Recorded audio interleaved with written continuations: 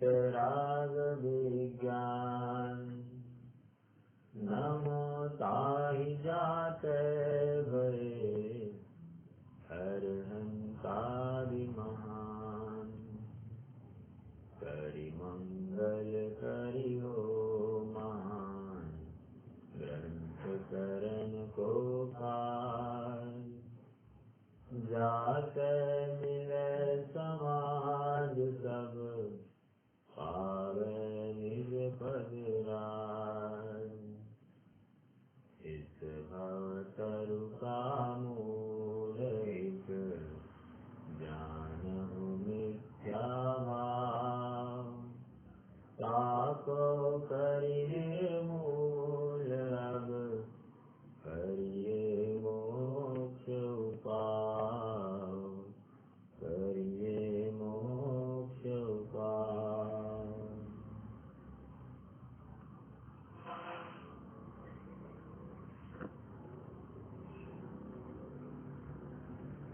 सम्यक सन्मुख मिथ्या दृष्टि की यह अनुपम चर्चा है। सम्यक सन्मुख मिथ्या दृष्टि और कुछ नहीं, हमको जीवन में क्या पात्रता रखनी चाहिए जिसको लेकर हम अपने सम्यक की प्राप्ति हेतु या रत्नत्रय बोधि की प्राप्ति हेतु प्रयाण करने में या उसकी प्रवृत्ति में यश को या सफल रहे, उसकी बात यहाँ पर आ रही है। कह रहे हैं कि कितना ज्ञान का क्षण है, ये बिल्कुल फर्क नहीं पड़ता है। फर्क कितनी रुचि है इससे पड़ता है। रुचि का एक छोटा सा उदाहरण देता हूँ। जैसे किसी को स्वाध्याय में बैठे बैठे पहले मिनट में नींद लग जाती है, और वही जीव जब व्यापार आदि में लग जाता है तो 10-10 घंटे बिना रुके वो उसमें प्रवृत्ति रख सकता है। ये किसका परिचायक है? ये इसी चीज का परिचायक है कि उसको स्वाध्याय में रुचि नहीं है, आत्मा में रुचि नहीं है, उसे तो बाहरी विषयों में रुचि है। क्योंकि जिसे अपना हित भाषित हो वो फिर बाहर में ज्यादा दिखता ही नहीं है। जिसे अपना हित अपने में दिखाई दे रहा है वो बाहर में नोक-झोंक करता ही नहीं है। जिसे अपनी थाली ही परिपूर्ण दिखाई दे रही है और उसके थाली में क्या है, उसके थाली में क्या है, ऐसी नोक-झोंक करता नहीं, चुपचाप अपना खाते रहता है और आनंद लेते रहता है। निष्कर्ष इतना ही है कि सबसे बड़ी कसौटी अगर अपनी करनी है तो अपने रुचि की करना, अपने ज्ञान की कसौटी नहीं करना। ज्ञान में क्षण का थोड़ा बहुत यहाँ वहाँ हो सकता है, लेकिन रुचि कितनी है, तड़पण कितनी है अपने स्वतत्व को प्राप्त करने की, वो सम्यक सन्मुख होने की पात्रता का मेन निकष किया जाएगा। इसीलिए तो पंडित साहब ने यहाँ पर कहा कि उसे प्रमोद आता है, यह अपना कार्य है ऐसा जानकर प्रमोद पूर्वक प्रवृत्ति करता है। समझ में आ रहा है? तो ये क्यों ऐसे हो रहा है? तो ये तभी हो सकता है जब उसको रुचि दिखाई दे। रुचि नहीं दिखाई दे तो फिर कहा उसको चारा पानी में नहीं डालेगा। देखो ना, समझता है कि 17वीं-18वीं गाथा, यह द्रुपति है यह जान करे अर्थार्थी जन श्रद्धा करे, अति प्रीति से सेवा करे, अति प्रीति से अनुसरण करे। तो कह रहे हैं कि ये क्या विवाद, हाँ मतलब ये क्या है, मुझे पहले निर्णय हो जाए कि कि ये सामने वाला मुझे देने में समर्थ है। ओके, तो अपने आप क्या होने वाला है, मेरी रुचि उस सामने वाले पदार्थ में अपने आप हो जाएगी। लेकिन ये विश्वास जब तक नहीं आता है तब तक उसकी आत्मा के प्रति रुचि जागृत नहीं होगी। ओके, रुचि अनुयायी वीर्य, रुचि का अनुसरण करता हुआ वीर्य होता है, पुरुषार्थ होता है। जब रुचि ही खड़ी नहीं है तो पुरुषार्थ कहाँ खड़ा होगा। एक बात तो ये हो गई। दूसरी बात यहाँ पर ये समझा रहे हैं कि स्वाध्याय के 5 अंग अपन ने पहले भी देखे थे। क्या क्या देखे थे? श्रवण, वो पहले दूसरे वाले बता रहा हूँ, ठीक है। ये विद्यानंदी के श्लोक वार्तिक के आधार से 5 अंग बताए हैं। श्रवण, ग्रहण, धारण, अवधारण और परिणमन। अब यहाँ पर श्रवण करना, श्रवण करना मतलब जिनवानी से सुनो, बोलो मत, सुनो सुनो, सुनकर क्या करना, उसको समझना, उसके अभिप्राय को, उसके कॉन्टेक्स्ट को समझना। समझने के बाद क्या वैसा ही है या नहीं है उसको ग्रहण करना, अर्थात अप्लाई करने का प्रयास करना। अप्लाई करने के बाद में क्या करना, उसका ही बार बार घोलन मनन घोलन मनन घोलन मनन चलते रहना। अवधारण, मात्र यहाँ तक रुकना क्या नहीं करे। फाइनल असॉल्ट, फाइनल असॉल्ट क्या है? परिणमन। परिणमन मतलब अब उसका यथार्थ रूप से फाइनलाइजेशन या उसकी प्रतीति कर लेना। तो परिणमन, उस रूप की परिणमन करना। 4 बिंदु तक, जैसे अवधारण तक, अवधारण तक ये निर्णय की प्रक्रिया थी। और इसलिए कल भी कहा था, क्या कहा था कि तुम तो पहले तत्व निर्णय कर लेना, इस भाव में नहीं अगले भाव में तुम्हें तो सम्यक्त्व की प्राप्ति बिना किसी निमित्त के हो जाएगी। तो ये ऐसे ही हो जाएगा? मात्र सुनकर हो जाएगा? नहीं हो जाएगा। मात्र समझकर हो जाएगा? नहीं होगा। फिर ग्रहण, अवधारण, धारण, ग्रहण, धारण, अवधारण, अवधारण करना ही पड़ेगा।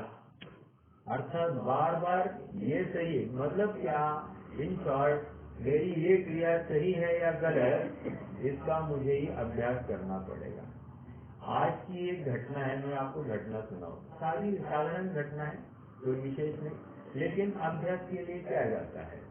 अभ्यास किसी भी घटना से किया जा सकता है, उसके लिए कोई विशिष्ट ऐसी कोई घटना होनी चाहिए ऐसा कुछ नहीं। हम अपने जीवन में ही प्रथमात्म ढूंढते रहे और हम अपना ही निर्णय करते रहे, हम अपने को स्वयं को टटोलते रहे। एक लड़का आया घर पर अपने और आकर मुझे कहता है काका भेटायला आला। चांगली गोष्ट आहे, आला, आया, पैर छुए। पैर छूने के बाद में एक्चुअली वो मेरे पास पढ़ के गया, 2 साल पहले मेरे पास पढ़ता था। आज उसकी 12th की एग्जाम थी तो आज आया था बस मिलने, तो पैर छुए। और अब मैं क्या कहूँ, तो मैंने उसको कहा माझा तुला आशीर्वाद आहे, हे मी तुला अजिबात सांगणार नाही। तो वो एकदम ये उसको मालूम है कि मैं आशीर्वाद कुछ देता नहीं, लेकिन इतना उसको निश्चित कहा कि तुमने जितना अभ्यास किया है धैर्य से शांति से उसी के अनुसार लिखते जाना, उसी को याद रखकर तुम लिखते जाना और गड़बड़ाना नहीं। इतना तो उसको सलाह दे दी। वो हाँ हाँ कहके निकल गया। अब निकल जाने के बाद में थोड़ी मेरी विचार श्रृंखला चलने लग गई। मैंने ऐसे मन में आया कि इसको अच्छा पेपर जाए, इसको पेपर अच्छा जाए। तो फिर से अगला प्रश्न आया, मुझे ऐसा क्यों विचार आ रहा है कि इसको अच्छा पेपर जाए? इसलिए कि वो मेरे पैर छूकर गया है। तो अपने आप में मेरे अभिप्राय में मेरे पैर छूने से महत्वपना आएगा, अर्थात मेरे छूने से कार्य अच्छा होगा, ऐसा उसको प्रतीति हो जाए तो फिर मेरा महत्वपना और घटित होगा। ऐसा कहीं ना कहीं छुपा तो नहीं है, इसका विचार मैं करने लग गया और अपने आप फिर अपने विकल्प को गलत है ऐसा निश्चित करके मैंने कहा उसकी योग्यता के अनुसार उसका कार्य होना है। वो अपने अपने पैर छूने आया, इसको लेकर उसका कुछ परिणाम बदलने वाला नहीं है, उसका कोई परिणाम बदलने वाला नहीं है। और जो हमारे पैर छूने नहीं आया तो उसके प्रति हमारा फिर क्या होगा, भेदभाव होगा। यदि ये हमारे पैर छूने आया तो इसके प्रति रतिभाव हुआ, तो इसका मतलब दूसरे के प्रति क्या हुआ, अरतिभाव हुआ। तो क्या हो गया, मैं बायस हो जाऊंगा। निष्कर्ष इतना ही है कि हमको हर समय में अपने परिणामों को टटोलने की प्रयास करनी चाहिए, कोशिश करनी चाहिए, हर अवसर ढूंढना चाहिए तत्व विचार करने के लिए। ये तत्व विचार नहीं तो और क्या होगा, ये ही तत्व विचार, ये ही तत्व विचार है, ये भी नहीं, ये ही तत्व विचार है कि हमारे परिणामों की श्रृंखला कहाँ झुकी है, इसका ज्ञान तो करना चाहिए। क्योंकि हमने जिनवानी ने सुन लिया है, क्या सुना, एक द्रव्य दूसरे द्रव्य का कुछ भी नहीं करता। अच्छा, एक द्रव्य दूसरे द्रव्य का कुछ नहीं करता, एक द्रव्य दूसरे द्रव्य का कुछ नहीं करता, कुछ नहीं करता, कुछ नहीं करता। हाँ, मतलब जीव शरीर का कुछ नहीं कर सकता, शरीर जीव का कुछ नहीं कर सकता, बस बोल दिया तो करे नहीं। आगे आगे क्या, ऐसा धारण करना, धारण करना मतलब फिर वहाँ पर परीक्षा चालू होती है कि मैं जैसे चाहता हूँ वैसे होता है क्या शरीर का कार्य।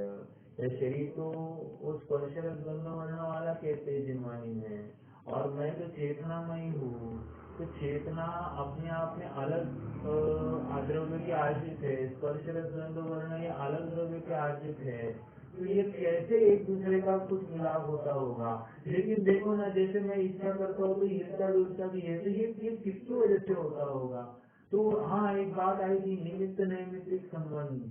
निमित्त मतलब ऐसा घना संबंध है, लेकिन ऐसा होते हुए भी मेरी इच्छा के अनुसार नहीं हो रहा है, कार्य तो उस द्रव्य की अपनी योग्यता के अनुसार होता है। ऐसा निर्णय करना, ऐसी प्रतीति करना, ऐसा दृढ़ विश्वास करना। और दृढ़ विश्वास में यह होता है कि वहाँ उस द्रव्य के कर्तृत्व संबंधी अपनी जो मोह ग्रंथि है वो अपने आप में ढीली पड़ जाती है। समझ में आ रहा है। और तब जाकर कह रहे हैं कि ये जितनी ग्रंथि ढीली पड़ गई है, ये आगे चलकर इस भाव में नहीं, अगले भाव में इसको संगत हो जाएगा। लेकिन जिसने इतना स्ट्रॉन्ग निर्णय इसी भाव में किया है, उसको अगले भाव तक रुकने की भी जरूरत नहीं होगी। ये यथा दुखी की बात होती है कि जिसको अगले भाव में वो परंपरा कंटिन्यू हो जाती है, इसका कार्य किसी भाव में होता है, क्योंकि इतनी जगत से ऐसा कौन कार्य कर रहा है। मुझे अपने आत्मा को प्राप्त करना ही है, अपने आत्मा को किसी भी हालत में उसकी अनुभूति करनी ही है। ऐसा जिसे विश्वास हो गया है, उसको कोई भी उस विश्वास से डिगाने के लिए समर्थ नहीं है, क्योंकि उसको अपना आत्मा ही सर्वपूर्ण ऐसा भाषित हो गया है। देखो, और एक उदाहरण देता हूँ। उदाहरण यह है कि जो ग्वाला है, कौंडेश का जीव, उसको इतनी ही बात मिली क्या कि जीव जुदा है, शरीर जुदा है। शरीर के नाश से जीव का नाश नहीं होता। शरीर ये जीव की एक थोड़े काल की अवस्था है, वह अवस्था का नाश हो सकता है, लेकिन आत्मा का, जीव का कभी भी नाश नहीं हो सकता। होता ऐसे ही है, सांप काटता है और ये विचार करने लगता है जीव जुदा है, शरीर जुदा है, जीव का तो कभी नाश होता नहीं, मेरा कभी नाश होता नहीं। फिर ये अवस्था का कुछ हो रहा है, क्या अवस्था में कुछ गड़बड़ी हो रही दिखाई दे रही है? हाँ, महाराज ने कहा था अवस्था का नाश हो सकता है, शायद अभी अवस्था के नाश का अवसर आया है। अब तो मेरा तो नाश नहीं होने वाला, इसलिए मुझे तो डरना नहीं। वो निर्भय स्वभाव के आशय से जो आयु पूर्ण हो गई, अगले भाव में जैसे ही पहुंचा तो शुद्धोसी बुद्धोसी सुनता सुनता ही बाहर निकला है। समझ में आ रहा है? तो ऐसी सहज योग्यता बाहर में मिल जाती है और जीव स्वयं सुबह सुबह मतलब 11 साल की उम्र में सुबह सुबह वो धर्म मार्ग में लग गया। कहने की बात इतनी है कि ये ऐसा संस्कार अवधारण किया उसने, तो इस संस्कार के बल पर इसको अगले भाव में ऐसा सहज योग्यता इसकी पक गई। समझ में आया? तो इस भाव पिछले भाव में नहीं हुई, तो उसने बीजारोपण किया, उस बीजारोपण के फलस्वरूप अगले भाव में ये कार्य हो गया। इसको कह रहे हैं कि इस भाव में नहीं, अगले भाव में हो जाएगा। ये समझ में आ रहा है क्या? हमको क्या लग रहा है हमारा अगले भाव में हो जाएगा, but why we are keeping this job pending for tomorrow? हमको ऐसा विश्वास क्यों नहीं आ रहा है कि इसी भाव में अपन काम कर ले? इसी भाव में काम कर ले मतलब इसी भाव में मैं स्वयं को आत्मा अनुभव, अभी वर्तमान में अपने वो आत्मा अनुभव, क्या तकलीफ है? हमको ऐसा क्यों लगता है कि हाँ एक अपन चांस रखते हैं, आगे भाव के लिए चांस रखते, तो चांस रखते हैं इस विकल्प में भी हमने आगे बढ़ने का विकल्प किया, वर्तमान में हम अपने उपयोग से चूक गए। ये समझ में आ रहा है क्या? मतलब जो भविष्य का भी सोचता है वो भी गोते में है, और जो भूतकाल का सोच रहा है वो भी गोते में है। इसलिए एक कथनी चलती है कि गीता है तो कल्पना है, भविष्य है तो सपना है, बराबर ऐसे ही है ना? और एक वर्तमान ही अपना है। तो यहाँ पर वर्तमान को सफल करने की बात है, और वर्तमान सफल तभी होगा जब हमारे होशो हवास यथार्थ होंगे, हमारी दृष्टि बराबर हमारे गंतव्य तक खड़ी होगी, और गंतव्य और कुछ नहीं मेरा शुद्धात्म स्वरूप है, जो परम सुखमय है, परम आनंदमय है, सर्व प्रकार से मुझे सुखी करने में समर्थ है। बाहर की कोई भी वस्तु मुझे सुखी करने में समर्थ नहीं है, ऐसा विश्वास हे जीव तू अपने में ला। और जब तक ऐसा अवधारण नहीं करता है तब तक परिणमन होगा ही नहीं यथार्थ। निष्कर्ष, जब तक मेरा अवधारण नहीं हुआ है तो परिणमन नहीं होने वाला, मतलब अभी वर्तमान में अवधारण ही नहीं हुआ। समझ में आ रहा है क्या? ये हमको समझना चाहिए। ठीक है, आइए थोड़ा सा अब हम प्रकरण की तरफ जुड़ते हैं। हाँ, देखो तत्व विचार की महिमा, page number 260 bottom gold letters में देखो तत्व विचार की महिमा। कितनी बड़ी बात है। तत्व विचार को साधारण नहीं कह रहे हैं। देखो यहाँ पर कितना दान दिया उसको कुछ नहीं कह रहे हैं, यहाँ पर कितने शास्त्र पढ़े हैं उसकी कोई बात नहीं कर रहे हैं, यहाँ पर कितने पानी छान कर किया है उसकी बात नहीं कर रहे हैं, यहाँ पर कितना भक्ष्य सामग्री खाई है उसकी बात नहीं कर रहे हैं। यहाँ तो इतना ही कह रहे हैं, ये गृहित कर रहे हैं, मतलब ये तो पक्का धारणा में आ गया है कि ये सब करने के बाद नहीं तत्व विचार हो सकता है। ऐसा नहीं है कि तत्व विचार नहीं किया, मतलब तत्व विचार इनके बिना हो सकता है। पकड़ना मेरी बात को, फिर से कहता हूँ, यहाँ पर देखो तत्व विचार की महिमा में हमारा जीवन अन्याय अनिति अभक्त से रहित है, ये सुनिश्चित होने के बाद ही तत्व विचार हो सकता है। उसके बिना तत्व विचार, जो कोई विचार हुआ है वो तत्व विचार के दायरे में नहीं आता है, ये समझना है। ओके, देखो जैसे ग्वाले की बात लेते हैं, ग्वाले ने कुछ पानी छान कर किया होगा क्या, या फिर ग्वाले ने क्या किया होगा, लेकिन उसने मुनि अवस्था की अनुमोदना की थी। हाँ, ऐसा ही, ऐसी अवस्था उत्कृष्ट होनी चाहिए। देखो ना, कोई वांछा नहीं, निर्वांछन ऐसी अवस्था दिख रही थी, ऐसा भाव वाचन उसको मात्र हो गया, बस उसने पूरे अन्याय नीति, अन्याय अनिति अवक्ष का हत्या त्याग का अनुमोदना की, और उस अनुमोदना के बल पर इसको अवधारण हो गया, और यही अगले भाव में परिणमन रूप फला। समझ में आ रहा है क्या? निष्कर्ष क्या है? तत्व विचार उसका तभी हो गया था। अब यहाँ पर भी वही कह रहा हूँ मैं कि देखो तत्व विचार की महिमा, तत्व विचार सहित देवादिक की, सॉरी, तत्व विचार रहित देवादिक की प्रतीति करे। मतलब क्या, ये समझ में आ रहा है क्या? बहुत इंपॉर्टेंट बात है।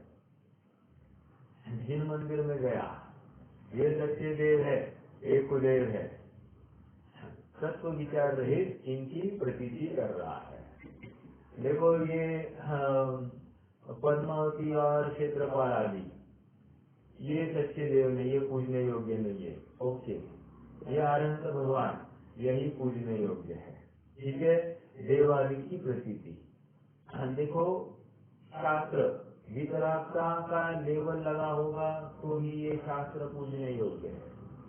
यदि वितरागता का लेबल नहीं लगा है तो शास्त्र पूजने योग्य नहीं।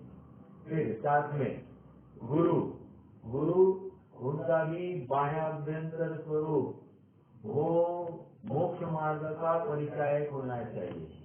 कहीं भी वहाँ पर खींचातानी, आकुलता नहीं होनी चाहिए।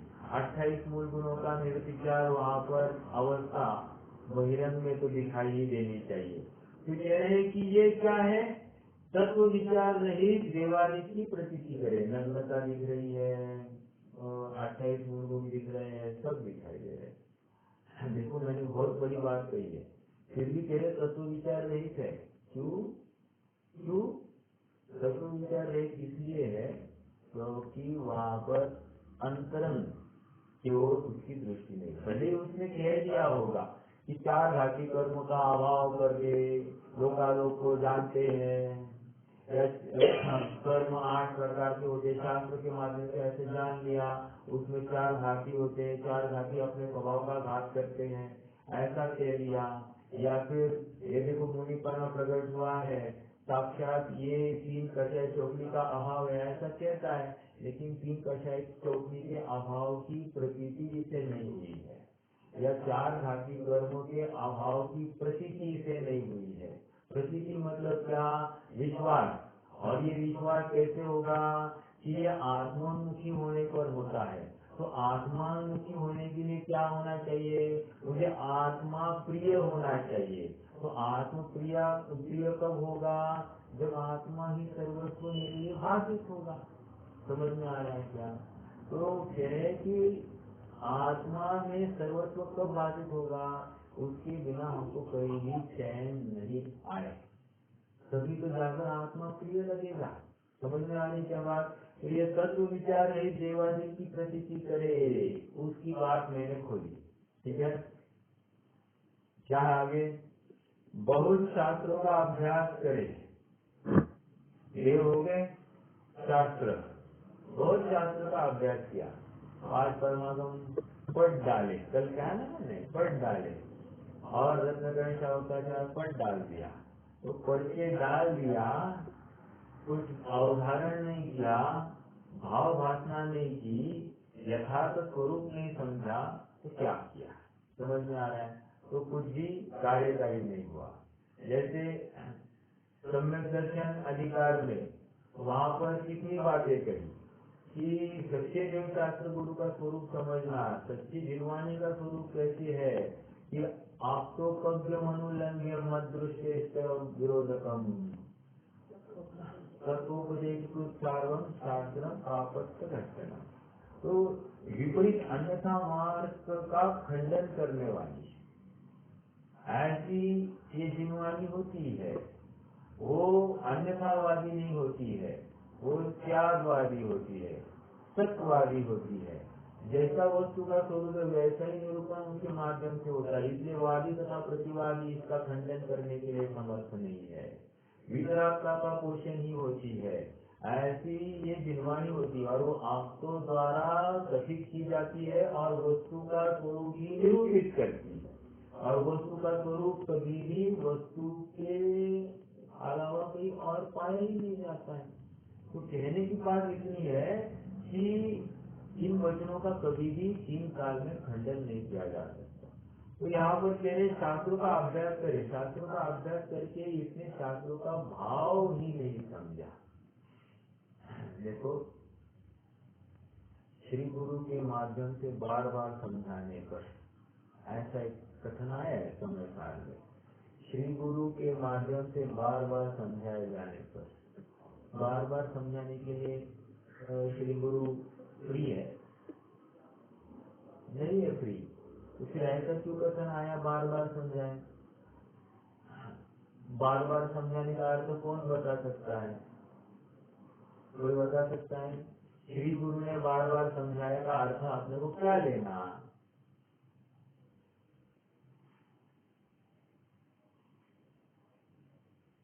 श्री गुरु तो बोलते ही नहीं है, और बोलते हैं तो अल्प बोलते हैं, और बोलना भी उनको भार लगता है, भट्टी में जलने जैसा लगता है, आग की भट्टी में जलने जैसा लगता है। तो फिर श्री गुरु ने बार बार समझाया मतलब क्या? श्री गुरु ने जो हमको कोई तत्व ज्ञान की बात बताई उसको हमने बार बार समझने की कोशिश की। समझ में आ रहा है क्या? मतलब श्री गुरु ने बताई हुई बात को हमने बार बार अपनी धारणा में धारण करने की यत्न किया। इसको बार बार समझाना कह रहे हैं। श्री गुरु बार बार नहीं समझाते, हम बार बार चिंतन करते, इससे हमको और एक सीख मिली। हम जो भी पढ़ते हैं, जो भी सुनते हैं, उसका बार बार चिंतन मनन घोलन हमारे विचारधारा में होना चाहिए। जब तक चिंतन मनन घोलन नहीं हो रहा है तब तक हमको 100% समझना कि हमको आत्म तत्व के प्रति रुचि नहीं है, और जब रुचि नहीं है तो कार्य नहीं होगा। इसलिए कह रहे शास्त्रों का अभ्यास करें, बहुत शास्त्र सुने, बहुत सुने, पढ़ने की बात नहीं। आजकल पढ़ने का फंडा ही चला गया है। पढ़ना मतलब एक भार लगता है, लेकिन पढ़ने का फंडा तो गया सुनना। पर चलो ठीक है, सुन तो लो, और सुनकर भी तुम अभ्यास करना ना। सुनने में भी अभ्यास हो सकता है, पढ़ने से भी जैसा अभ्यास हो सकता है, सुनने से भी हो सकता है। तो तुम सुनो। हाँ, देखो पहले तो कोई लिखने की बात ही नहीं थी, पहले तो सुनने की ही बात होती थी। श्रुत ज्ञान समझ में आया? श्रुत ज्ञान ये तो अपने आप में वही कह रहा है कि सुनने की बात है, राइट? देखो श्रुत ज्ञान का भी अर्थ, 2 अर्थ है। वैसे अपनी चर्चा हुई है, लेकिन क्योंकि आज फिर से वो एकदम ज्ञान का दिन हो गया तो मैंने सोचा कि चलो बताइए। दो जैसे बहुत अनेक अनेक तर्क है ज्ञानियों के। जैसे आज कहते कि आज शुद्ध ज्ञान है ही नहीं। क्या बात करते हैं? शुद्ध ज्ञान है ही नहीं, मतलब यहाँ पर अपने यहाँ पर क्यों कहते शुद्ध ज्ञान? उसको कहते जो द्वादशांग के पाठी होते हैं, वो शुद्ध ज्ञान के धारी, मतलब द्वादशांग में से कोई अंग का धारी कोई हो उसको शुद्ध ज्ञान होगा। हमको कैसा शुद्ध ज्ञान? हमको शुद्ध ज्ञान ही नहीं, ऐसा भी कथन चलता है। ओके, ये भी है शुद्ध ज्ञान। दूसरा शुद्ध ज्ञान तो ये है कि असंगी संगी सबको शुद्ध ज्ञान होता है, ठीक है। तीसरा है शुद्ध ज्ञान, जो कर्मेंद्रिय के माध्यम से होता है, ज्ञान होता है, उसको भी शुद्ध ज्ञान कहते हैं। समझ में आया? तो इस न्याय से जिनको कर्मेंद्रिय ही नहीं है उनको शुद्ध ज्ञान भी नहीं है। यानी ये भी एक अपेक्षा चलती है। अपेक्षा हर कोई हमारे ज्ञान में होनी चाहिए। श्वेतांबरों में यही अपेक्षा है। एक बार मेरा योग बन गया था पूना में की मतलब श्वेतांबरों के ग्रुप में स्वाध्याय करने का, और वहाँ पर एक महिला ने मुझे यही प्रश्न पूछा कि शुद्ध ज्ञान तो एक इंद्रिय आदि को नहीं होता है, और मैंने कहा था नहीं ऐसा इस शुद्ध ज्ञान सभी जीवों से पाया जाता है। लेकिन उनकी अपेक्षा, मैंने अभी ये तीसरा पॉइंट कहा, ये पॉइंट है और ये अपने आप में सही है। अपेक्षा सही बात करो तो उसमें कोई दोष नहीं है। अपेक्षा नहीं है आपके कथन में, फिर 100% दोष है। तो मैं ये क्यों कह रहा हूँ, शास्त्र का अभ्यास करे। शास्त्र का अभ्यास मतलब ऐसा गहराई से अभ्यास करो ना, आप हर अपेक्षा को लेकर आप समझो, और वो उतना खाली शब्दों तक सीमित नहीं करना। शब्दों को समझकर उसका मंत्रार्थ, उसका प्रयोजन एक शुद्धात्मा दिखाना था। तो आपने इतने सब शब्द ज्ञान करने के बाद शब्द का जो निर्देशक है, शब्द जिसकी ओर इंगित कर रहा है, ऐसे शुद्धात्मा को तुमने ध्याया या नहीं, या उसके बारे में विचार हुआ कि नहीं, या उसके स्वरूप का निर्णय किया कि नहीं किया। अगर किया तो वो धारणा में जाएगा। तो श्रवण, ग्रहण, धारण, अवधारण, तो धारण अवधारण ऑलमोस्ट एक ही प्रोसेस है। उसका मल्टीप्ली मतलब उसकी इंटेंसिटी बढ़ना तो अवधारण, और धारण मतलब एक निर्णयात्मक अवस्था हो गई है, वो अवधारण। मात्र शब्द ज्ञान से कार्य करना इसको धारण नहीं कह रहे हैं।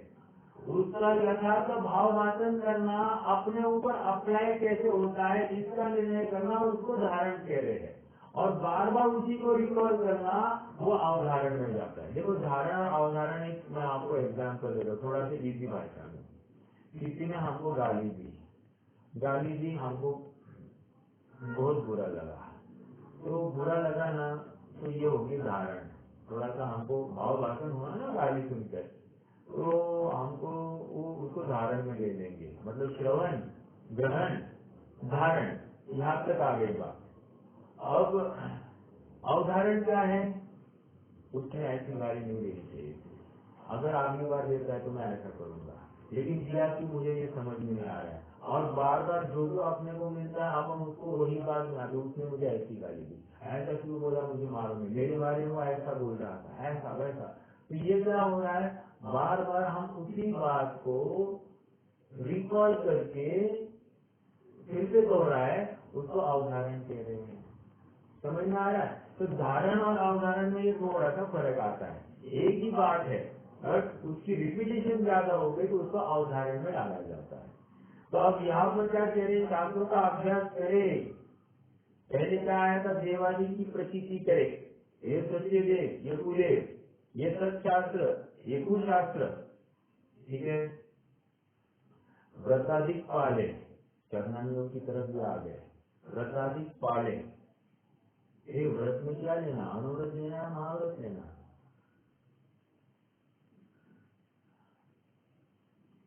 महाव्रत भी चल जाएगा। क्या व्रताधिक, किसके बिना, तत्व विचार के बिना व्रताधिक पाले। तत्व विचार के बिना शास्त्र का अभ्यास करे, तत्व विचार के बिना देवादिक की प्रतीति करे, तपस्चरण करे, उसको तो सम्यक होने का अधिकार नहीं। कितनी दम लगती होगी, आप थोड़ा सा इमेजिन कीजिए ना, इमेजिन कीजिए। तो ये हमारे सामने एक द्रव्यलिंगी साधु है जो 28 मूल गुणों का पालन कर रहा है और निरंतर पालन कर रहा है, राइट।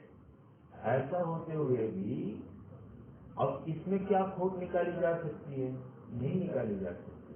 किसकी सामर्थ्य होगी कि इसको हम कुछ टोके, या तुम्हारी प्रतीति यथार्थ नहीं ऐसा कहे, या कौन है वो माइकालाल जो निचली भूमिका में रहकर कह सकता है नहीं ये तत्व विचार कर रही थे। हालांकि तत्व विचार हम पकड़ नहीं सकते हैं, लेकिन एक एग्जाम्पल की बात है। कौन है वो ऐसा कि कह सकता है कि ये तत्व विचार कर रही थे, और यदि कहे तो कौन इसको पागल कहे या उनको पागल कहे? जो ऐसा कह रहा है उसको पागल कहेगा। तो कह रहे कि इतनी बड़ी बात है, चैलेंज डायरेक्टली देव शास्त्र गुरु को किया है। आप समझ रहे होंगे, मतलब हमारे यहाँ पर चैलेंज डायरेक्टली देव शास्त्र गुरु, सबसे पहले परीक्षा उनकी ही की जाती है, क्योंकि यही धर्म की नींव है। इनमें अन्यथापना होने से धर्म में भी अन्यथापना होगा, तो हम यथार्थ मुकाम तक नहीं पहुंचेंगे। यहाँ पर इतना ही समझना, जब एक घड़ा उल्टा रखा है तो उसके ऊपर रखे जाने वाले घड़े कैसे रखे जाएंगे? उल्टे ही रखे जाएंगे। और यदि हम उसके विरुद्ध डायरेक्शन में रखने की कोशिश करें तो क्या होगा? वो शिखर हो ही नहीं सकता, वो गिर जाएगा। ठीक है, उसके ऊपर घड़े रह ही नहीं सकते। निष्कर्ष यही है कि तत्व विचार रहित जीव का जितना भी उद्यम है वो कार्यकारी नहीं है।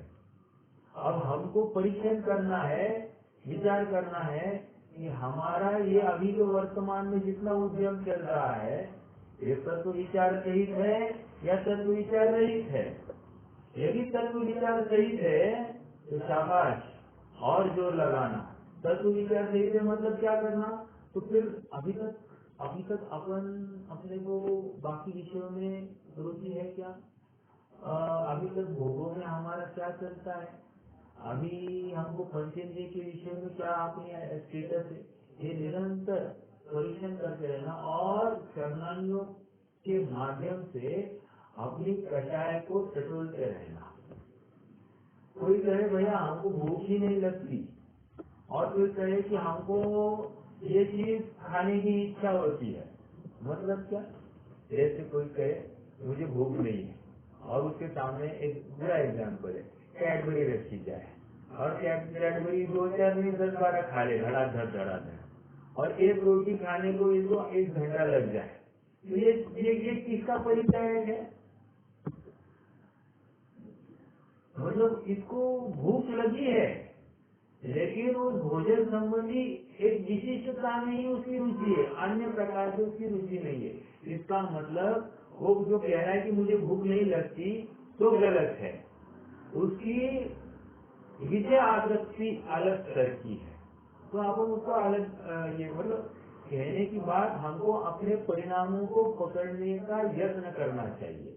एक चीज ये अच्छी लगती है और एक चीज अच्छी नहीं लगती है, ये किसका परिचायक है? हमारी वासना का परिचायक है। अभिप्राय में जो गलती छिपी है उसका परिचायक है। कहने के लिए बहुत अच्छा शब्द निकाल लेता है कि भूख नहीं लगती है, और अक्सर माता पिता भी होते, छोटे बच्चे कुछ खाते नहीं है, इसलिए डॉक्टर के पास लेके जाते, बहुत वीक है कहते हैं, और ये कुछ खाता ही नहीं, और भूख का दवाई दो और इसके स्वास्थ्य कैसे होगा? और डॉक्टर हमेशा कहते कि कुछ नहीं, वो हो जाएगा ठीक है, समय आने पर कर लेगा, लेकिन माता पिता मानते नहीं है। तो क्या है, उसकी रुचि के अनुसार उसको खाना पीना हो तो वो खाता है, बिल्कुल खाता है। ठीक है, इतनी बातें कहाँ से आई? तत्व विचार करने से। तत्व विचार कब होगा? रुचि के बिना नहीं होगा। ओह, ये तो मेरा अपना कार्य है, मुझे तो इन बातों की खबर ही नहीं। देखो, समझता कि 8वीं गाथा की टीका आचार्य देव ने म्लेच्छ ने नमस्कार किया आचार्य देव को। तो आचार्य देव ने स्वस्ति इतना कहा, स्वस्ति कहा, किसी ने कुछ तो कहा यार, मेरी बहुत हित की बात कही है, ऐसा जानकर ये हाथ जोड़कर आप मेंढे की भांति आंखें करता हुआ टकटकी लगाता हुआ देख रहा है। कितनी बातें आई? अत्यंत प्रमोदित होकर इन्होंने मेरी कोई हित की बात कही है और टकटकी लगाकर मेंढे की भांति मतलब आप देखना, उसको नींद नहीं आती है, उसको प्रमाद नहीं आता है, उसको लगता है और सुनो, और बोलो क्या है इसका भाव। ऐसा सुनने का, समझने का वो बिल्कुल आप मतलब विवल हो जाता है कि मैं समझू। और कोई मुझे कहे कि ये कहे, इसे जहाँ पर बातचीत होता है वो अत्यंत प्रमुदित मन से प्रवृत्ति करता ही करता है। ये मेरा कार्य है, ओहो मुझे तो इन बातों की खबर ही नहीं थी, मुझे तो अब सर्व प्रकार से संयोग अनुकूल मिले हैं और मुझे तो अब अपना कार्य करना ही चाहिए। ये सब बातें यहाँ पर तत्व विचार सहित के अर्थ में ली जाती है। हर जगह पर विचार, और वो विचार कैसे होगा? शांति पूर्वक होगा, विवेक पूर्वक होगा। देखो मैं और एक थोड़ी सी छोटी सी स्टोरी चुटकुला सुनाता हूँ। एक गुरु था, गुरु के पास एक लड़का सीखने के लिए आया। गुरु को सोना बनाने की विद्या अवगत थी।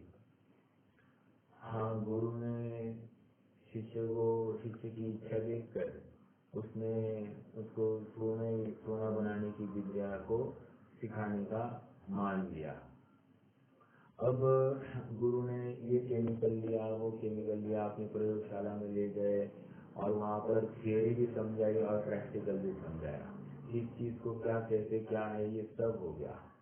अब परीक्षा का समय आया। परीक्षा मतलब कि उसको कहा जो सिखाया था थियरी में और जो प्रैक्टिस कराई थी उसको अब अकेले में होता है कि नहीं, जितना प्रमाण बताया उसके अनुसार वो करता है कि नहीं करता है, ये सब बातें उसको कह दी। हाँ, तो प्रैक्टिकल के समय में सब हो गया और जैसे ही वो प्रैक्टिकल को जाने के लिए हो गया, लड़का अकेला प्रैक्टिकल करने को, तो गुरु ने कहा बेटा मैंने तुम्हें मेरी सारी विद्या दे दी है, एक बात है कि तुम जब भी सोना बनाने के लिए जाओगे या सोना बनाने की प्रक्रिया चालू करोगे, उसके पहले तुम बंदर का ध्यान नहीं करना। क्या कहा? बंदर का ध्यान नहीं करना है। एक शिष्य बोला ये क्या बोल रहे गुरु जी? मैंने जितना कहा है उतना सुन लेना। ठीक है, वो तो कभी होता ही नहीं, क्या जरूरत ही नहीं है बंदर की, मैं सोना बना रहा हूँ, मैं बंदर की ध्यान में आएगा। तो अब ऐसे हुआ कि विद्या सब अवगत कर ली थी और जैसे ही ये उसके सब केमिकल सब इकट्ठा किए और जैसे ही वो लैबोरेटरी में जाता और वो मिक्सिंग करने के लिए चालू हो जाता, तो उसको बराबर बंदर ज्ञान का गेय हो जाता। अब ये जो कोई बात है, यहाँ पर विचार तो हो रहा है लेकिन विचार में विवेक नहीं है। क्यों विवेक नहीं है? क्योंकि अब इसको वो कीड़ा नहीं था, वो कीड़ा आ गया, अब वो उसको हटाने के लिए उसको यत्न करना पड़ेगा। और जिसका देखो, ये उदाहरण देकर मैं आपको थोड़ा सा अलग कॉन्टेक्स्ट दिखाने वाला हूँ। हमको भी क्या समझाया जाता है, ये उदाहरण तो समझ में आया ना, उसको बंदर को याद नहीं करना। हमको भी जो ज्ञान किया कराया जाता है कि ध्यान करो, और ध्यान कैसे ही निर्विकल्प होता है, पर को बिल्कुल ध्यान नहीं, स्व को ही ध्यान होता है, आदि आदि सब बातें होती है। तो वहाँ पर बार बार कहते हैं कि पर को ध्यान नहीं, पर का कोई विचार करना नहीं, कुछ नहीं करना पर के बारे में। लेकिन हमको जैसे ही बोला जाए पर का विचार करना नहीं, होता क्या है ध्यान की प्रक्रिया में? हमको सारा पर और परिकर वही हमारे ज्ञान पर बरसने लगता है। तो ये कह रहे कि विचार, अब इस विचार के आगे क्या था? विवेक था। क्या विवेक? कि भैया ये आए हैं ना, तो जान लो ना इनको, जानकर ये मेरे लिए हितकारी या अहितकारी नहीं है, ये निर्णय कर लो। ये मैं नहीं हूँ, ये निर्णय करो। तो ये विवेक चाहिए था। वैसे ही गुरुदेव ने जो कहा था उसको कि बंदर का विचार नहीं करना, तो ऐसा थोड़ी कि बंदर का विचार नहीं आएगा, आएगा तो उस समय में ये बंदर इस प्रक्रिया में बाधक नहीं है, इससे तो कोई फर्क पड़ने वाला नहीं, ये विश्वास भी उसको होना चाहिए। समझ में आया? तो ये विवेक सहित विचार नहीं हुआ, मात्र विचार हुआ लेकिन विवेक सहित विचार नहीं हुआ, इसलिए वो इतनी विद्या अर्जन करने के बाद भी वो सोना बनाने की प्रक्रिया से दूर ही रहा। तो इतनी बात कहाँ से आई? तत्व विचार के ऊपर से आई। तत्व विचार बिना, तत्व विचार कैसे होता है? विवेक पूर्वक होता है, शांति पूर्वक होता है, वहाँ अपना हित जानकर वहाँ पर विचार होता है। कभी भी देखना, विचार कभी भी हित जानकर ही होता है। जहाँ पर हित न जाना जाए वहाँ पर उसके बारे में सोचा भी नहीं जाता है। समझ में आया? जैसे मुझे किसी XYZ से कोई हित नहीं दिखाई दे रहा, मैं उसके बारे में क्यों सोचूंगा? और जिससे मुझे अपना हित दिखाई दे रहा है, मैं बार बार उसके बारे में सोचूंगा ना। ये तो नॉर्मल बात है। तो विचार जो हो रहा है जहाँ पर हित बाधित हो वहीं पर होता है। हमको यदि आत्मा में हित बाधित हो रहा है तो आत्मा संबंधी विचार भी आए बिना नहीं रहेगा, ये मुझे कहना है। समझ में आ रहा है क्या? एक अच्छी बात है, देखो मैं आपको थोड़ा सुनाता हूँ।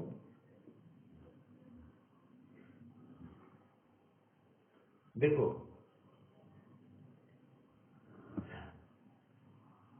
मात्र आत्मा समझने के लिए नहीं पढ़ना, आत्मा का अनुभव करने के लिए हम पढ़ेंगे।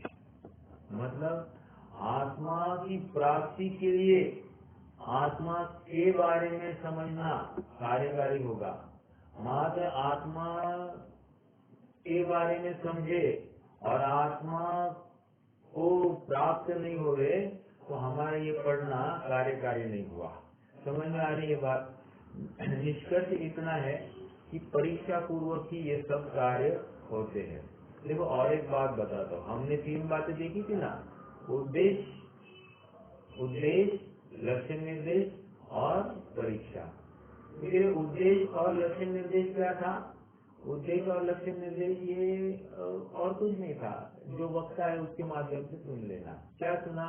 जैसे उद्देश्य में कह दिया शब्द, क्या? मोह, ऐसा एक शब्द सुना, ये हो गया उद्देश्य, खत्म। ये किससे सुनाया? वक्ता ने सुनाया, ठीक है। मोह का लक्षण क्या है? तो कहते हैं कि मोह का लक्षण आकुलता। तो फिर आकुलता कैसे? जैसे देखो ना कि हमको कोई सहयोग हुआ है, एक छोटा सा सहयोग, मान लीजिए कि हमको गाड़ी, एक नवीन गाड़ी मिली, तो फिर आज तक गाड़ी नहीं थी तो गाड़ी संबंधी विकल्प था क्या? नहीं था। लेकिन आप आज गाड़ी सामने आ गई तो गाड़ी संबंधी कितना विकल्प है? गाड़ी को रोज पोछा लगाओ, साफ करो, स्वयं को इतना नहीं रगड़ेगा जितना गाड़ी को रगड़ता होगा। तो कहने की बात इतनी है कि ये क्या है? ये गाड़ी के संबंधी मोह। गाड़ी नहीं थी उस समय में, कुछ नहीं था गाड़ी के संबंधी, लेकिन जब गाड़ी सामने आ गई तो गाड़ी को लेकर इसको मोह हो गया। तो क्या ये मोह क्या कर रहा है? इसकी आकुलता कर रहा है। कैसे आकुलता? अब मान लीजिए कोई बस गाड़ी के पास आकर खड़ा भी रहे और ऐसा ऐसा हाथ घुमाना चालू कर दे तो इसके दिल में यहाँ पर दर्द होने लग जाता है। कहने की बात इतनी है कि ये किसका परिचय है कि मोह है, और मोह आकुलता उत्पन्न कर रहा है। निष्कर्ष लक्ष्य निर्देश, लक्ष्य निर्देश में हमने समझा कि ये आकुलता का जनक है, ये लक्ष्य निर्देश। अब परीक्षा, परीक्षा में क्या विचार करेगा कि जब अनेक प्रकार के विचार हो सकता है। क्या हो सकता है कि क्या मोह दुखदायक है या सुखदायक है? मोह करना चाहिए या नहीं करना चाहिए? जो नहीं मोह करते वे कहाँ दिखाई देते हैं? जो मोह करते हैं वो कैसे होते हैं? ऐसे अनेक अनेक तर्कों से वो विचार करने लगता है और फिर ये मोह मेरे लिए हितकारी है या अहितकारी है, इसका वो निश्चितीकरण करता है, अर्थात तत्व विचार करता है। तो ये प्रक्रिया है।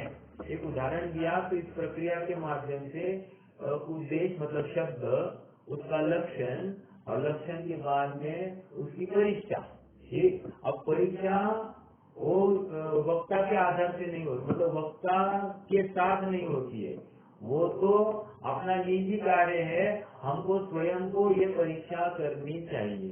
वहाँ पर कोई नहीं होता है, हम और हमारा तत्व विचार, इतना ही वहाँ पर अवेलेबल होगा। ठीक है, थोड़ा और आगे बढ़ते हैं। सेकेंड लाइन कर गए, और तत्व विचार वाला इनके बिना भी, इनके बिना मतलब देव के बिना, गुरु के बिना और शास्त्र के बिना सम्यत्व का अधिकारी होता है। समझ में आया? सम्यत्व का अधिकारी मतलब इनके बिना मतलब क्या? तत्व विचार सहित तो होना ही चाहिए, लेकिन देव शास्त्र गुरु तपस्चरण नहीं हो, व्रताधिक नहीं हो, कुछ नहीं हो, तो भी सम्यक्त्व का पात्र हो सकता है। कितनी बड़ी बात कही है। तो कोई इसमें छल धारण करे, देखो ये तत्व विचार ही करना है, बाकी तपस्चरण व्रतादि नहीं करना है, तो चलेगा? मेरा प्रश्न है, चलेगा या नहीं चलेगा?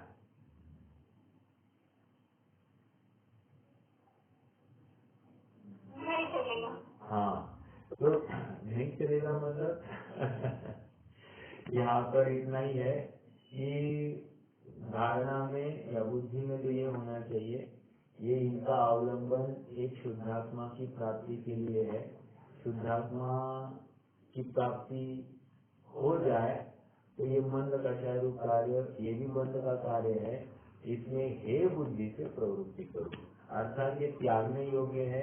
ये कोई मेरा मोक्ष मार्ग नहीं है, धर्म तो नहीं है, लेकिन धर्म के समीप ले जाने के लिए एक छोटा सा लघु अनुष्ठान है। ठीक है, सम्यक्त्व का अधिकारी होता है। आगे बढ़ते हैं अब थोड़ा सा। तथा किसी जीव को तत्व विचार होने के पहले कोई कारण पाकर देवादिक की प्रतीति हो, वह व्रत तक अंगीकार हो, तत्पश्चात तत्व विचार करे। अब क्या करे, एक कॉन्ट्ररी केस खड़ी कर रहे हैं। पहली केस में ये कह रहे कि पहले तत्व विचार, बाद में व्रत तप आदि। ओके, अब दूसरी केस खड़ी कर रहे हैं जहाँ पर पहले देव शास्त्र गुरु का को धारण करना और व्रत आदि तपस्या आदि में प्रवृत्ति करना, ओके, और उसके बाद में तत्व विचार करना। तो क्या होगा? परंतु सम्यक्त्व का अधिकारी तत्व विचार होने पर ही होता है। तो यहाँ पर मेरा प्रश्न है कि ये व्रत अंगीकार करना, तत्व विचार सॉरी देवादिक की प्रतीति करना, ये कौन सी भूमिका वाला है? अभी व्रत अपन ले लीजिए, 5वां गुणस्थान वाला हो सकता है, 5वें गुणस्थान वाला नहीं है तो पहले गुणस्थान वाला, लेकिन बहिरंग व्रत अंगीकार किए, या फिर कोई ऐसा होगा कि नग्नता ही धारण किए हुए हो, तो ये द्रव्यलिंगी पहले गुणस्थान वाला हो गया। तो ऐसा होते हुए भी जब इसको तत्व विचार हो जाएगा तो डायरेक्टली उस तत्व विचार के बल पर सम्यक्त्व का जब सम्यक्त्व की प्रथमोक्षम के प्रवाह से जब वो गुजरेगा, अर्थात पंचलब्धि के प्रवाह से जब गुजरेगा, तो अपने आप ये पंचम गुणस्थान में स्थित होगा या छठे सातवें गुणस्थान में स्थित हो जाएगा। सहज ऐसी योग्यता हो जाएगी, लेकिन कब? तत्व विचार होने पर। उसके पहले जितनी भी क्रिया है कुछ ही कार्यकारी नहीं है। तो ये कथन सुनकर छल ग्रहण नहीं करना। यदि छल ग्रहण करोगे तो अपना अहित ही कर बैठोगे। पहले साहब ने स्वयं लिखा है कि यदि तुम ये मोक्ष मार्ग नहीं ऐसा जानकर तुम वहां से हट जाओगे तो क्या होगा? तुम नरक आदि दुर्गति को प्राप्त हो जाओगे और विशेष दुख को प्राप्त होगे। ठीक है, तथा पेज नंबर 261, तथा किसी को तत्व विचार होने के पश्चात तत्व प्रतीति न होने से सम्यक तो नहीं हुआ और व्यवहार धर्म की प्रतीति रुचि हो गई, इसलिए देवादिक की प्रतीति करता है, वो व्रत तब को अंगीकार करता है। किसी को देवादिक की प्रतीति और सम्यक तो युगपत होते हैं। देखो केसेस लगा रहे हैं, किसी को पहले सम्यक तो हो गया, बाद में उसकी व्रत तप में प्रवृत्ति हो गई, किसी की पहले व्रत तप आदि में प्रवृत्ति हो गई, बाद में तत्व विचार पूर्वक सम्यक तो हो गया। और अब दूसरी तरीके स्टडी कर रहे कि दोनों एक साथ व्रत तप का धारण करना और सम्यक योगी हो जाना एक साथ हो गया। देखो कितने केसेस पॉसिबल है ना। किसी को देवादि की प्रतीति और सम्यक तो युगपत होते हैं तथा व्रत तप सम्यक के साथ भी होते हैं और पहले पीछे भी होते हैं। देवादि की प्रतीति का तो नियम है, उसके बिना सम्यक तो नहीं होता। देवादि की प्रतीति का नियम है मतलब, बाकी आप यहाँ पर इतना ही कह रहे हैं कि व्रत तपस्चरण अंगीकार करो या नहीं करो, तत्व विचार तो करना, और कुछ नहीं कह रहे हैं। फिर साथ साथ करो, आगे पीछे करो, कभी भी करो, लेकिन तत्व विचार तो करना। तत्व विचार के बल पर सब कार्य, मतलब बहिरंग क्रिया या शरीर आश्रित क्रिया तो इसके धर्म का कारण नहीं है। तत्व विचार कि मैं शरीर का कर्ता नहीं हूँ, सहज इस भूमिका में ये ऐसे योग और उपयोग पाया जाता है तो बाहर में ये कार्य दिखाई देता है। मैं तो अपने परिणाम का ही करता हूँ, यह परिणमति से करता, ज्ञाता दृष्ट आत्म नाम मात्र जानना मेरा काम। ऐसा विचार करता हुआ हर अवस्था में अपनी जानन अवस्था को ही अनुभवता हुआ ये प्रवृत्ति करता हुआ दिखाई देता है। देवादिक की प्रतीति का तो नियम है, उसके बिना सम्यक तो नहीं होता। व्रतादिक का नियम है नहीं। बहुत जीव तो पहले सम्यक को हो पश्चात ही व्रतादि को धारण करते हैं, किन्हीं को युगपत भी हो जाते हैं। इस प्रकार यह तत्व विचार वाला जीव सम्यक का अधिकारी है, परंतु उसके सम्यक हो ही हो ऐसा नियम नहीं है, क्योंकि शास्त्र में सम्यक होने से पूर्व पंचलब्धियों का होना कहा है। तत्व विचार भी एक भूमिका है, एक प्लेटफॉर्म है, अभी भी बीजारोपण नहीं हुआ है। देखो ना, बड़ी बात है। यहाँ पर उदाहरण यही दिया जाएगा, खेत है, खेत को एक फेंसिंग लगाया गया है, खेत की जुताई की गई है, पानी के लिए व्यवस्था की गई है, मतलब सर मतलब पानी के लिए जाने के लिए जो स्लोप होता है ये सब कर दिया गया है। इतना सब हो गया और बीजारोपण ही नहीं किया, तो ये सब सारी व्यवस्था क्या है, घास फूस लाने वाली है। तो कह रहे हैं ये इतना सब हो गया, शास्त्र में सम्यक तो अभी तक नहीं हुआ। क्यों? बीज का रोपण होने के बाद ही सम्यक तो होने वाला है। और मतलब चित्त की मृदुता को खड़ा कर दिया है। अब मात्र उस मृदु चित्त में, उस चैतन्य की मृदु भूमि में अब इसको सम्यक रूपी बीज बोना है, अर्थात उसमें अपनत्व स्थापित करना है। इतनी ही बात रह गई है। ठीक है, सारा निर्णय ज्ञान ने कर लिया है, अब इसको मात्र अपनी वस्तु में अपनत्व स्थापित करना है। ठीक है, तो ये क्योंकि शास्त्र में सम्यक होने के पूर्व पंचलब्धियों का होना कहा है। पांच लब्धियां मतलब क्या? लब्धि मतलब देखो, नवलब्धि ये शब्द अनेक जगह पर आता है दिनागम में। लब्धि नव केवल लब्धि, एक अंतराय संबंधी 5 लब्धियां कही है। ठीक है, कहाँ है वो? शायद भाव में है ना, वहाँ पर 5 लब्धि सुनाई है। तो तेरे शायद भाव में अंतराय संबंधी 5 लब्धियां है, नव केवल लब्धियां है। लब्धि मतलब प्राप्ति। ठीक है, लब्धि मतलब बोधि, रत्नत्रय को भी लब्धि कहते हैं। हाँ, और लब्धि का अर्थ रिद्धि भी होता है। वैसे रत्नत्रय ये भी एक रिद्धि ही है, समझ में आ रहा है। तो ऐसे अनेक अर्थ भी लब्धि के होते हैं। 5 लब्धियां हैं।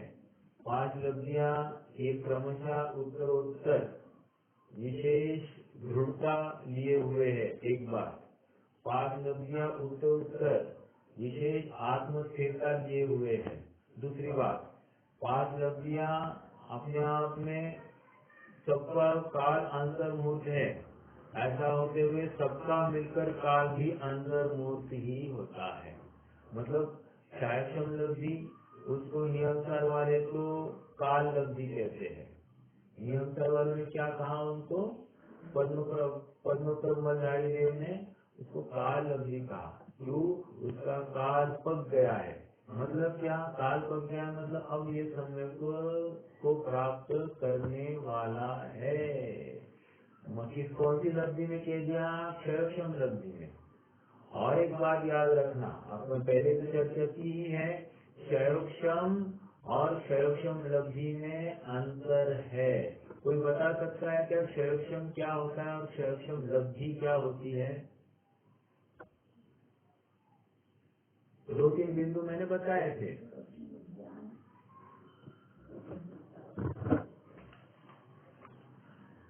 क्षयक्षम लब्धि और तत्व विचार करने की पात्रता। ठीक है, और क्षयक्षम क्या होता है? क्षयक्षम यानी ज्ञान में हीनाधिकपना। मात्र ज्ञान में हीनाधिकपना होता है।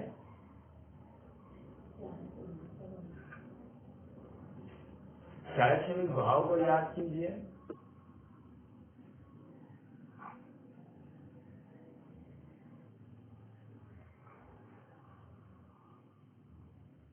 देखो मैं बताता हूँ, थोड़ा सा उपयोग लेकर सुनना। देखो, क्षयक्षम होता है घाती कर्मों में और क्षयक्षम लब्धि होती है घाती तथा अघाती कर्मों में। पहला पॉइंट, ओके। क्या कहा? क्षयक्षम होता है मात्र घाती कर्मों में। अघाती में क्षयक्षम होता ही नहीं है, हम सबको मालूम है।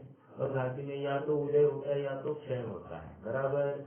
तो पहला पॉइंट, क्षयक्षम होता है मात्र क्षयक्षम होता है मात्र घाती कर्मों में और क्षयक्षम लब्धि होती है 7 कर्मों में। विशेष रूप से आयु होगी उसमें तो आयु की बात ले लेना, बट मेनली 7 कर्म की बात चलती है। एक, क्षयक्षम 12वें गुणस्थान तक चलता है और क्षयक्षम लब्धि अंतर्मूर्त के लिए चलती है। दूसरा पॉइंट हो गया, क्या कहा? क्षयक्षम लब्धि मात्र अंतर्मूर्त के लिए होती है और क्षयक्षम पहले गुणस्थान से लेकर 12वें गुणस्थान तक चलता है। वो कितना बड़ा काल है, अपने आप में बहुत बड़ा काल है। तो ये दूसरा बिंदु हो गया।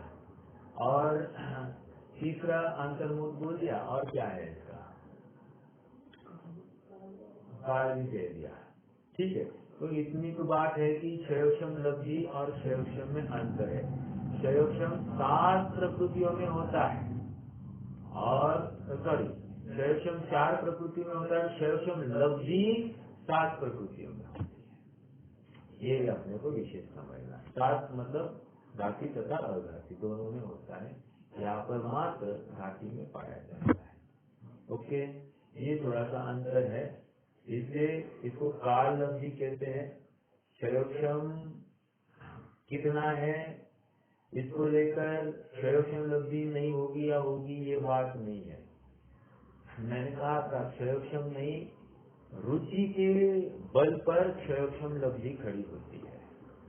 क्षयक्षम कितना है ये मैटर करता नहीं। अगर ये मैटर करता तो हमारे शिव बुद्धि मुनिराज को सम्यक्त्व ही नहीं होता।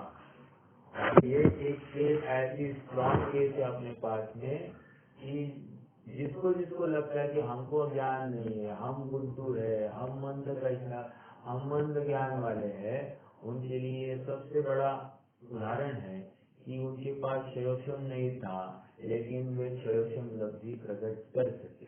और वो क्षयक्षम लब्धि प्रकट करने के लिए रुचि चाहिए। क्या तुम में वो रुचि है? Do you have that fire in you? वो है ना, everybody has fuel in it, everything has fuel in it. The thing is that there is need to ignite it. Ignite it मतलब धगस लाने की बात है। सब में है वो सामर्थ्य, जरूरी है उसको उस रुचि के माध्यम से उसको एक चिंगारी देने की। वो भभक जाएगी तो 100% वो अपने आत्मा को प्राप्त करा के ही देगी। समझ में आ रहा है क्या? तो हमको हर प्रकार से अपना एक शुद्धात्म स्वरूप जो परम आनंदमय है, परम सुखमय है, निराकार है, निर्माण है, निष्कषाय है, निश्चल्य है, निर्दंड है, निर्द्वंद्व है, ऐसा अपना आत्म स्वरूप उसको ध्यान का यत्न करना।